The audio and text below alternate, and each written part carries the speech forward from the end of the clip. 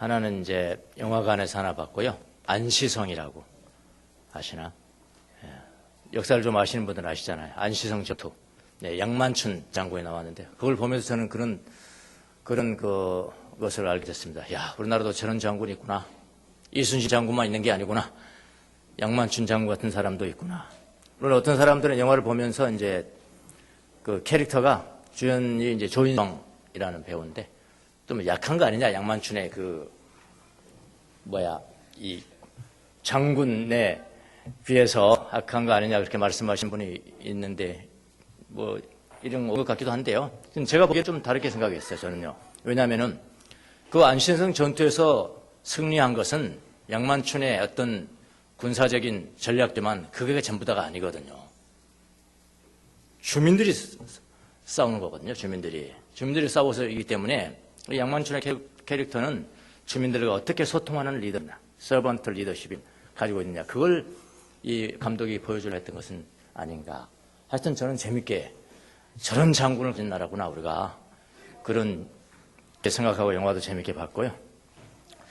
또 텔레비에서 공짜 영화 또 하나를 봤습니다. 나이 드신 분들은 기억하실지 모르겠지만 라는 영화입니다. 아시는 분 다 아시겠지만 이것은 1941년제 2차 대전이 발발 직전에 미국이 아직 참전하기 전입니다. 일본군이 미군 태평양 함대 사령부인 진주만을 공격하는 그것을 그린 영화예요. 근데 일본군은 지금 아주 치밀하게 준비를 합니다. 진주만 공격을 위해서. 그때 사용된 암호가 뭐냐? 암호가 도라예요. 암호명입니다. 암호명. 그 당시 이제 독일이나 이태리, 일본이 동맹 계약을 맺나요? 동맹 계약을 맺고 일본은 아주 은밀하게 준비를 합니다. 그 진주만 공격 아주 공습을 위해서 준비를 해요. 미 항공모함들이 함대들이 모여있는 핵심 요지가 진주만인데요. 그 공격을 결정을 합니다. 그러니까 전투기를 이용해서 아주 극비로 침투 작전이었는데요. 일본은 이미 이제 이 비행사들을 아주 훈련시켰고 아주 기습작전을 아주 빈틈없이 준비를 합니다.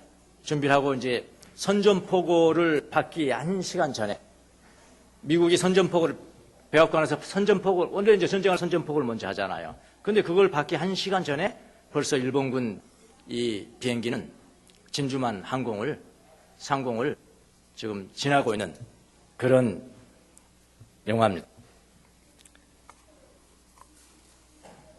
그 당시에 이런 사실을 까마득하게 모르고 있어서 진주만의 미국 사령관은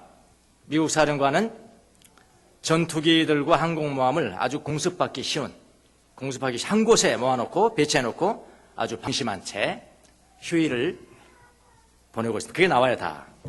보내고 있습니다. 이때에 이미 일본군 전투기들은 진주만 상공으로 나르고 있었습니다. 그들은 작전 성공을 알리는 암호인 바로 도라를 외치고 환호성을 치면서 무탑을 공격하기 시작합니다. 미국 항공모함들과 전투기들은 모두가 박살납니다.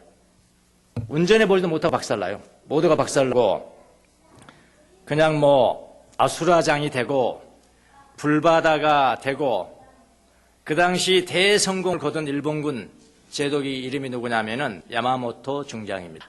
야마모토 중장이 국민들은 영웅으로 취급합니다. 일본 국민들은 와, 영웅, 당시 이제 영웅이 됐습니다. 완전히 미국을 통해서 박살냈으니까요. 그런데 이 야마모토가 아주 의미심장한 말을 마지막으로 남깁니다. 야마모토는 영웅이라는 걸 별로 달갑게 생각하지 않아요. 그냥 아주 전쟁에 이겼음에도 불구하고 근심스러운 모습으로 마지막에 한마디를 남기고 영화가 끝납니다. 그게 뭐냐면요, 우리가 괜히 사자를 건드리는 것은 아닌지 두렵다. 사실 당시 일본은 선전 포기하기도 전에 했기 때문에 얼마나 미국 국민들이 공분을 일으켰습니까? 그것 때문에 미국이 참전하잖아요. 그 이후에 이제 두 방의 원자폭탄 때문에 두 도시를 초토화시키고 전쟁은 끝난 거 여러분 그거 잘 아시죠? 예. 자, 영화를 보면서 당시 진주만에서 미국이 하지 못한 것이 무엇인가? 미국군이 하지 못한 것이 뭘까요? 항공모함도 있죠. 전투기도 일본을 능가하죠. 훈련된 군인들이 일본을 능가하죠. 다 훈련시켰습니다. 일본군보다 뛰어났습니다. 그럼에도 불구하고 일본군에게 대패한 이유는 뭘까요? 무엇이 부족했을까요? 한 가지 이유 때문이었습니다. 바로 그게 뭐냐? 스탠바이가 없습니다. 스탠바이. 예. 준비가 없어요. 준비가. 인적 자원도 있고 물적 자원도 있고 훈련도 있다 할지라도 스탠바이. 준비가 없으면은 피하는 겁니다. 자, 스탠바이라는 게 뭐냐면은 무기 곁에 서는 거예요. 스탠바이가 곁에 서다는 거예요. 스탠드. 서다. 바이는 뭐죠? 곁에 서다. 곁에 서는 거. 군인들이 스탠바이 하면 어떻게 될까요? 무기 곁에 서서 언제든지 방어할 수 있는 준비 자세를 하는 것을 의미합니다. 그게 스탠바이입니다. 자, 전쟁 이야기를 왜 하냐? 저는 뭐 전쟁 영화를 좋아하기도 하니까 하지만 전쟁, 성경과 굉장히 밀접한 어떤 교훈들을 줘요. 이런 것들이요. 영적인 삶을 전투에 비유합니다. 구약 성경에서 보면은 하나님과 이스라엘 백성들 간의 관계를 상징하는 상징 언어가 많이 있어요. 그 중에 하나가 뭐냐면은 군대입니다. 군대. 하나님은 뭐 군사령관이에요. 군사령관이고 이스라엘 백성들은 뭐죠? 군대예요. 군대. 군대를 묘사합니다. 그들의 삶을 전투로 묘사하고요. 시편 103편에도 뭐라고 그랬습니까? 주님의 군대들아. 주님의 군대들아. 주님의 뜻을 행하는 종들아. 이렇게 표현을 하고 있습니다. 그러니까 그리스도인들을 군대라고 표현한 이유는 무엇일까요? 하나님을 믿는 사람들을 군대라고 표현한 이유가 무엇일까요? 뭘까요? 적이 있습니다. 적이 있으면 군대가 있어야 되잖아요. 적이 없으면 군대 필요 없죠. 적이 있기 때문에, 적이 있기 때문에. 적이 존재하지 않는다면 군대는 필요가 없습니다. 우리의 주는 무엇일까요? 요즘 뭐 공직자들 청문회할 때 군사 관련된 공직자들 청문회할 때는 주적이 누구라고 생각하십니까? 이렇게 이야기하던데 그걸 많이 물어보는데 우리의 주적은 뭘까요? 우리의 주적은 사탄이죠. 그리스도인들의 주적은 사탄이죠. 사탄. 그놈이 우리를 항상 어떻게 만드냐면은 하나님으로부터 떠나도록 항상 작전을 펴니까 무슨 사건을 주든지 그거를 통해서 하나님을 떠나고 그렇게 만드는 게 다 뭐라고요? 저 우리의 주적이라고요. 사단이라고, 사단. 그래서 우리의 전투는 그 적과 싸워서 하나님의 사람들을 하나님께 더욱더 가까이 가게 만들어 가까이 동행하게 하도록 하는 것이 우리의 과업이죠. 이것을 뭐라고 하느냐? 영적인 전투라고 하는 것입니다. 영적인 전투. 자, 오늘 본문을 보면 우리가 본문을 몇 절 읽었지만은 본문을 보면 유난히 군대 용어가 많이 나옵니다. 군대 용어, 군사 용어가 많이 나와요. 엄숙하게 명령한다. 이런 말 성경에 있습니다. 엄히 명령한다. 엄히 명령한다. 선포하라. 힘쓰라. 유난히 이 현재 명령형 동사가 많이 나오죠.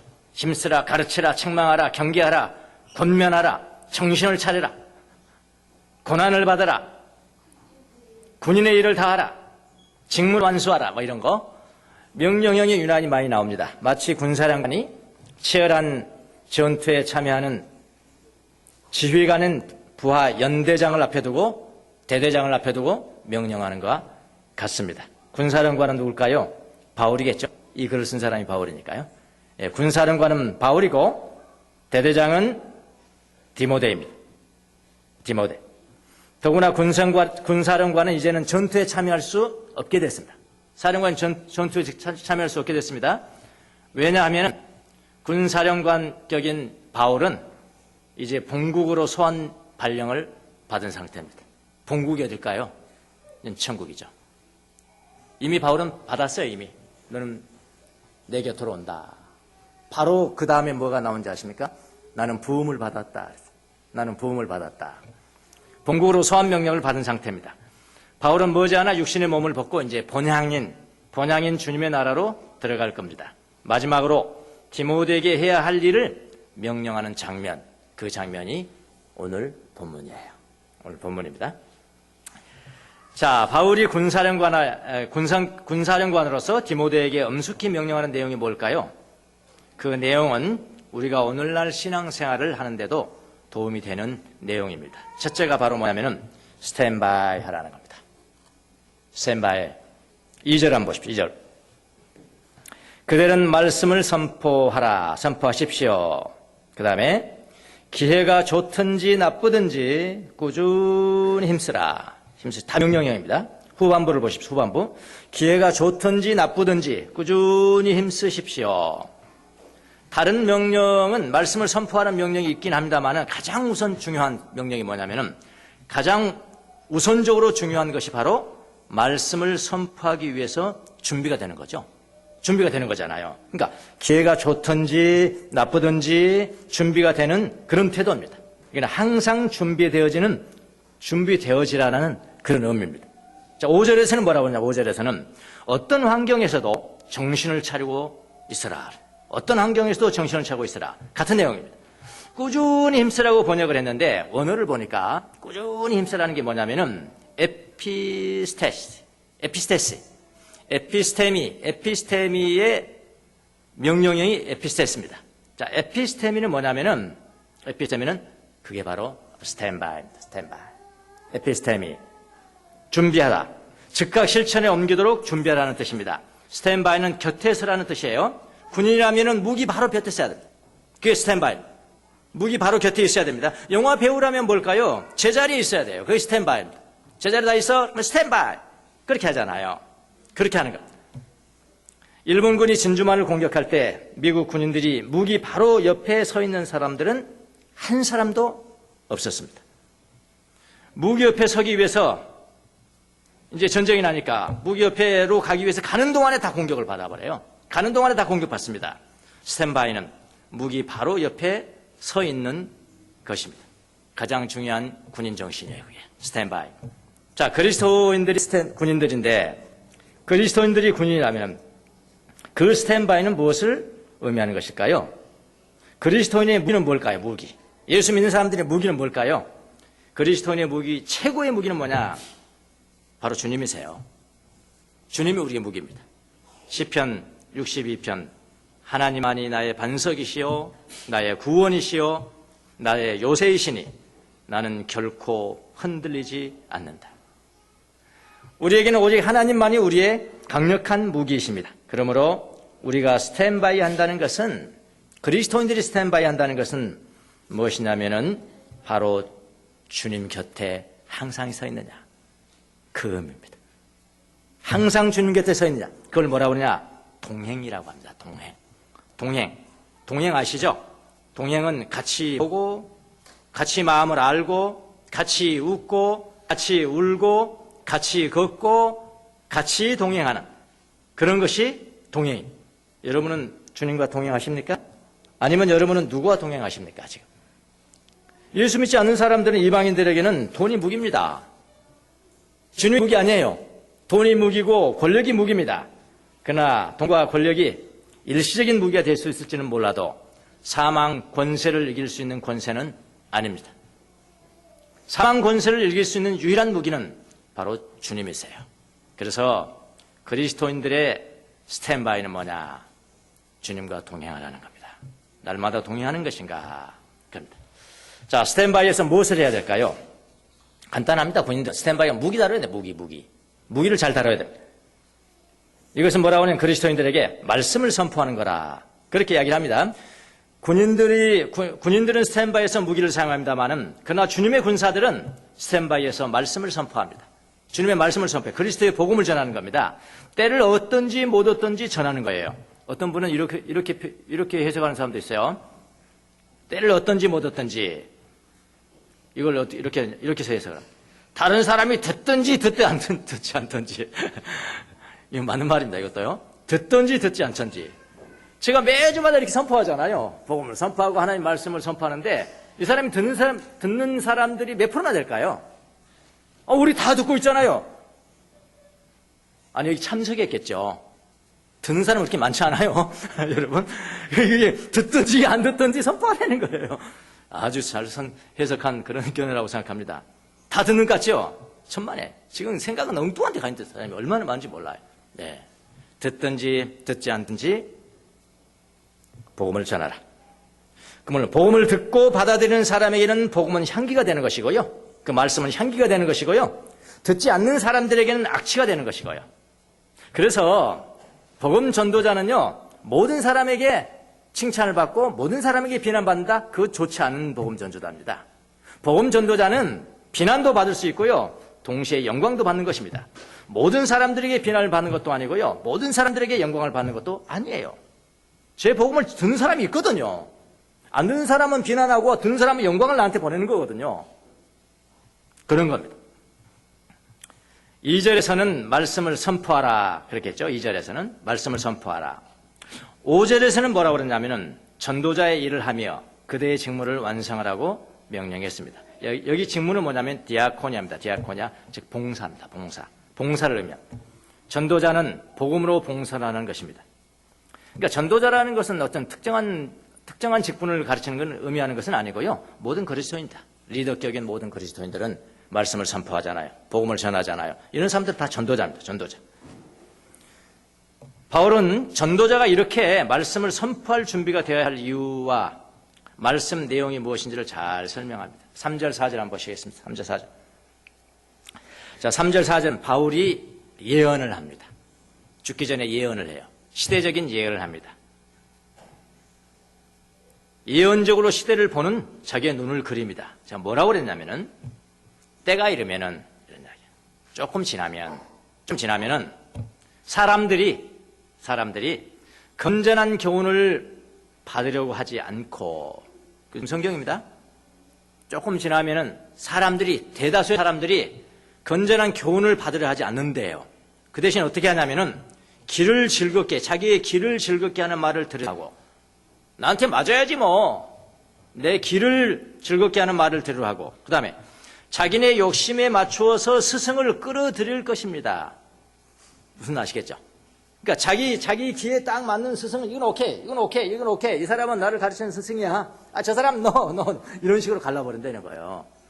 자기의 욕심에 맞추어 스승을 끌어들일 것입니다. 그들은 진리를 듣지 않고 허탄한 이야기의 귀를 기울일 것입니다. 허탄한 이야기 얼마나 많은지 몰라. 여기는 조금 다른 내용이긴 합니다만은 오늘날로 말하면 TV 이거 진짜 사람 바보 만드는 것입니다.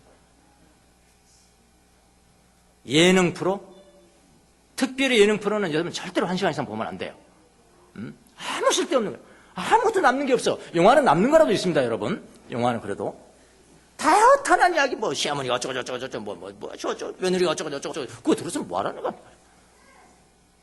조금 내가 릴렉스하게 기분 전환을 하기 위해서 그는 오케이. 그는 괜찮지. 그것까지 뭐 제가 뭐라고 하겠어요?